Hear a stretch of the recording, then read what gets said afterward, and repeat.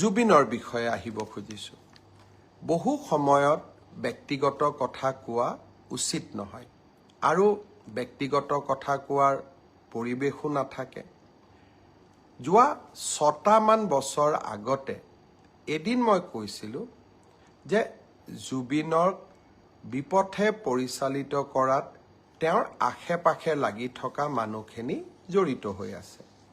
6 বছৰ আগতে মই কি কৈছিলোঁ সি এতিয়াও সংবাদ মাধ্যমত বৰ্তমান সামাজিক মাধ্যমতো তাৰ উপস্থিতি আছে।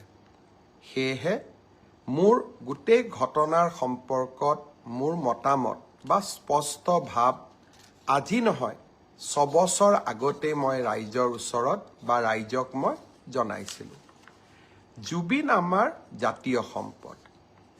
জ্যোতিপ্ৰসাদ আগৰৱালা, বিষ্ণুপ্ৰসাদ ৰাভা আৰু ভূপেন হাজৰিকাৰ সমকক্ষ বুলি জুবিন গাৰ্গক অভিহিত কৰি মই জুবিনৰ সন্মুখত দিয়া এটি ভাষণো সামাজিক মাধ্যমত উপলব্ধ হৈ আছে। জুবিনৰ প্ৰতি মোৰ এক ব্যক্তিগত অভূতপূৰ্ব কৃতজ্ঞতাও আছিলে। মোৰ দেউতা প্ৰয়াত কৈলাশনাথ শৰ্মাৰ গীতৰ সংকলন জুবিনে অতি মৰমেৰে ৰুণজুণ নামৰ কেছেটটোৰ জৰিয়তে বাণীবদ্ধ আৰু ভিডিঅ' কৰি মোক উপহাৰ দিছিলে আৰু সেই গানকেইটাই যথেষ্ট সমাদৰ লাভ কৰিছিলে।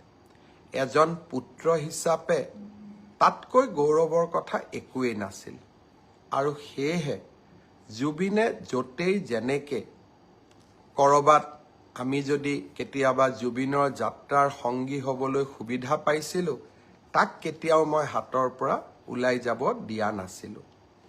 আজি ক'ভিডৰ সময়ত মুম্বাইৰ পৰা জুবিনক উভতাই অনা, ডিব্ৰুগড়ৰ পৰা বিশেষ বিমানেৰে নতুন দিল্লীত গ্ৰীণ কৰিডৰ বনাই জুবিনৰ চিকিৎসাৰ ব্যৱস্থা কৰা, জীৱনৰ কেইবাটাও গুৰুত্বপূৰ্ণ অধ্যায়ৰ মই সাক্ষী হৈ থকাৰ সুযোগ পাইছিলোঁ। মোৰ একো কণ্ট্ৰিবিউশ্যন নাছিলে, কিন্তু মই সাক্ষী হৈ থাকিব পাৰিছিলোঁ। সেয়েহে কোনো এজন জুবিন অনুৰাগীতকৈ মই নিজকে কম অনুৰাগী বুলি নাভাবোঁ আৰু বেছি বুলিও নাভাবোঁ, কাৰণ আমি সকলোৱে জুবিনক ভাল পোৱাৰ অধিকাৰ আছে আৰু অধিকাৰ থাকিব। জুবিনক আমি গীত মাত আৰু সংস্কৃতিৰ মাজেৰে আমি